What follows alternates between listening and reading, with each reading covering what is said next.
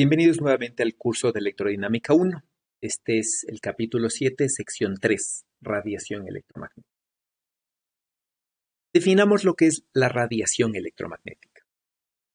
Si nosotros recordamos, el vector de Poynting se define como el producto cruz entre el campo eléctrico cruz el campo magnético y es la cantidad energética por unidad de área por unidad de tiempo que puede transportar una onda electromagnética o en general el campo electromagnético.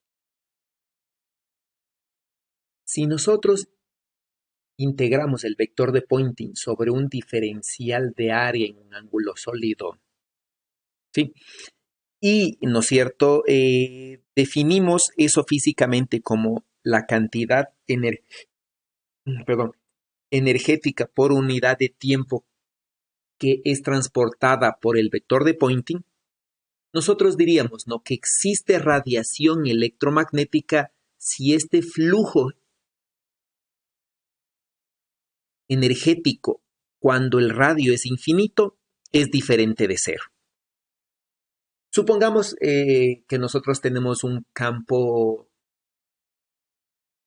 eléctrico y un campo magnético que dependan del inverso del cuadrado de la distancia.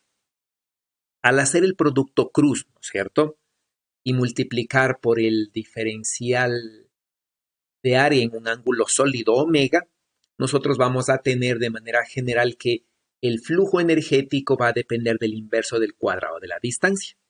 Eso quiere decir que si tomo el límite en el infinito, este flujo energético va a ser cero.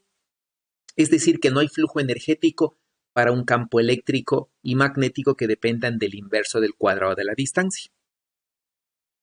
Sin embargo, si yo tengo un campo eléctrico que dependa del inverso de la distancia y hago el producto cruz entre el campo eléctrico y el campo magnético, si el campo eléctrico depende del inverso de la distancia, el campo magnético depende del inverso de la distancia. Y por lo tanto, el producto cruz, es decir, el vector de Poynting, va a crecer con el cuadrado, o va a decrecer, más bien dicho, con el cuadrado de la distancia, mientras que el diferencial de área en un ángulo sólido, omega, crece con el cuadrado de la distancia. Eso quiere decir que esta integral solamente va a depender de la dirección. Y aquí se dice que entonces hay flujo energético a través de este diferencial de ángulo sólido. Eso quiere decir que si nosotros analizamos la ecuación de la conservación de la energía, teníamos, ¿no es cierto?, que la variación con respecto al tiempo de la energía del sistema, que puede ser o mecánica o del campo electromagnético, es igual al flujo energético, ¿sí?, a través del vector de Poynting. Entonces, inclusive si cojo este flujo energético en el infinito, aquí puede haber flujo energético porque una vez que se da un vector de Poynting, es decir, un campo eléctrico que dependa del inverso de la distancia, no del cuadrado de la distancia, sino del inverso de la distancia, este vector de Poynting asociado puede fluir hasta el infinito. Es decir, que una vez que se genera este campo electromagnético no le pertenece más a este cuerpo, sino que viaja independientemente de su origen. ¿Sí? Es decir, de este sistema, ¿no? Si ahora, por ejemplo, recordamos lo que hicimos en el video anterior y recordamos, ¿no?, que la densidad de carga y de corriente que varían en el tiempo generan un potencial retardado, donde el retardo venía, ¿no?, dado por el tiempo menos el tiempo de retardo. ¿Sí? Entonces, supongamos que nosotros tenemos una densidad de carga y una densidad de corriente que varíen de una forma exponencial, de una forma sinusoidal, de una forma armónica. Entonces, ¿no?, si aquí yo si este tiempo reemplazo por el tiempo menos el tiempo de retardo, que es básicamente R menos R' sobre C, ¿sí?, y hago una transformada de Fourier, que es básicamente lo que se hace para pasar a este de aquí, tengo los potenciales electromagnéticos en el espacio de la frecuencia, donde la parte temporal del retraso se expresa aquí como un cambio de fase en el espacio de frecuencias. donde este término no puede salir de la integral porque obviamente depende de R', mientras que el término E a la menos I omega t, ¿no es cierto? Al reemplazar esto acá, sí puede salir, ¿no? Y entonces, cada uno de los factores que veo aquí, de estos exponenciales imaginarios, me definen el retardo de estos diferenciales, ¿no? De carga y de corriente respectivamente. Supongamos ahora que yo estoy generando ondas electromagnéticas, es decir, ¿no? Que la longitud de onda de esta variación armónica tiene una longitud de onda tal que es mucho mayor que la distancia a la cual voy a calcular el potencial eléctrico y es mucho mayor que el tamaño del cuerpo. Entonces, si se da esto, se puede decir, ¿no? Que tanto R como R' son mucho menores que la longitud de onda. Si reemplazo entonces omega c por la frecuencia y la longitud de onda, voy a tener, ¿no es cierto?, un término de esta forma. Sí, recordando que la velocidad de la luz es longitud de onda por frecuencia, ¿no? Entonces voy a tener un término de esta forma donde tanto R como R' son mucho menores que la longitud de onda y por lo tanto esto es despreciable. Eso quiere decir que el retardo es despreciable.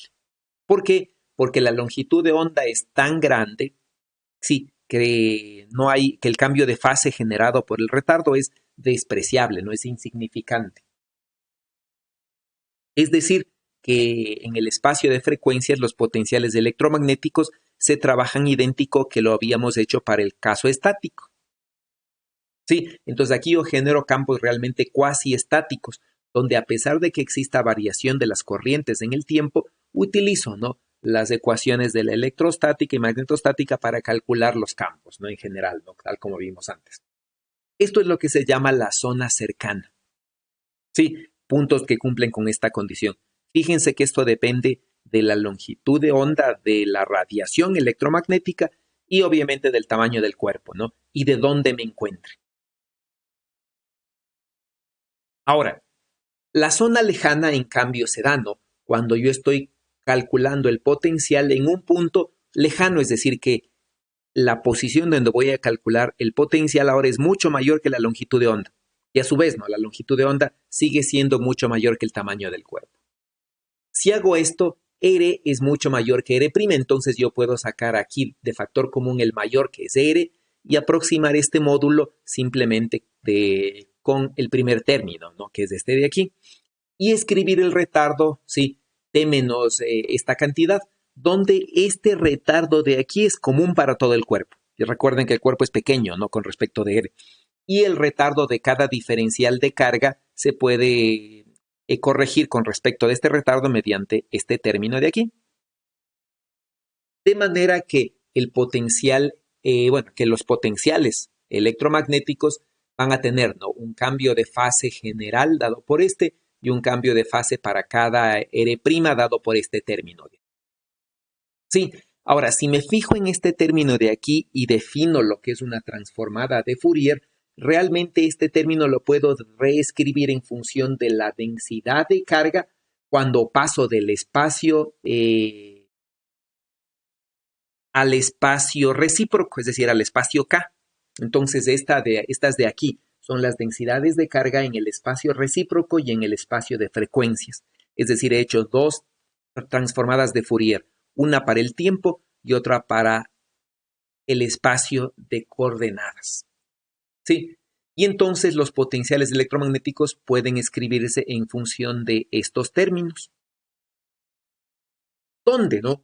Si yo hago lo mismo para la conservación de la carga y reemplazo la derivada con respecto al tiempo con menos I omega y la divergencia con IK, ya que estoy haciendo una transformada de Fourier, voy a llegar, ¿no es cierto?, a esta ecuación, donde relaciona la densidad de carga en el espacio recíproco y de frecuencias con la densidad de corriente. Y noten esta cantidad. Sí, esta cantidad no es nada más que la proyección de la densidad de corriente en la dirección de K multiplicado por un cierto factor. Si reemplazo esta densidad en el espacio recíproco y de frecuencias aquí, y luego, ¿no es cierto?, recuerdo que el campo eléctrico es esto, reemplazando obviamente el gradiente por IK, y hago la resta, aquí voy a tener, ¿no es cierto?, que esta componente de A omega depende de la densidad de corriente. Y esta componente de aquí, si reemplazo este término, todos estos términos, ¿no es cierto? Acá voy a encontrar que todo esto depende de la densidad de corriente en la dirección de K. Y entonces, ¿no? Yo tengo una resta entre J menos J en la dirección de K. Y J menos J en la dirección de K es simplemente J en la dirección ortogonal a K, que es este de aquí. Entonces, el campo eléctrico depende directamente de las componentes ortogonales entre, ¿no?, la corriente, ¿sí?, y la dirección de avance de la onda. Es decir, la dirección en la cual yo estoy calculando el potencial eléctrico, o el campo eléctrico en este caso. Y por otro lado, si reemplazo esto en la ley de Faraday, ¿sí?, encuentro que el campo magnético en el espacio de frecuencias se relaciona con el campo eléctrico en el espacio de frecuencias a través de la misma relación ortogonal que tenían las ondas electromagnéticas, ¿no?, que es básicamente K cruz omega. Sí, es decir, la dirección de K cruz omega.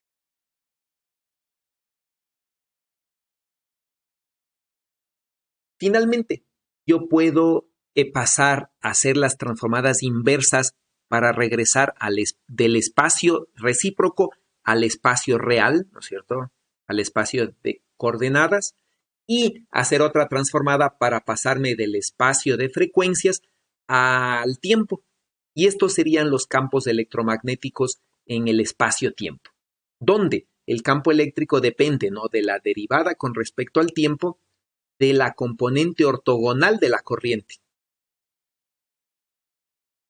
Mientras que el campo magnético se relaciona con el campo eléctrico a través de esta dirección, ¿no?, donde esta es la dirección de avance de la onda, ¿no? Este es el K.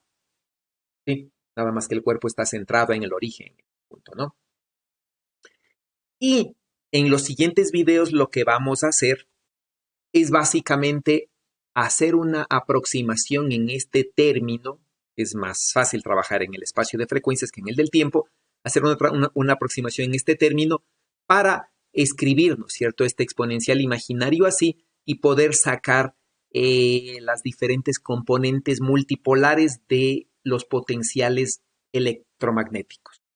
¿Ya? Tomando en cuenta que esta forma de estas funciones por este R de aquí realmente son ondas esféricas. Sí, me va a generar ondas esféricas y las diferentes componentes de aquí, ¿no es cierto?, me van a dar las diferentes componentes multipolares de los potenciales electromagnéticos. Por último, hay una zona intermedia, ¿sí?, en donde la aproximación se hace por funciones especiales que va más allá del alcance de este curso. Muchas gracias y nos vemos en el siguiente video.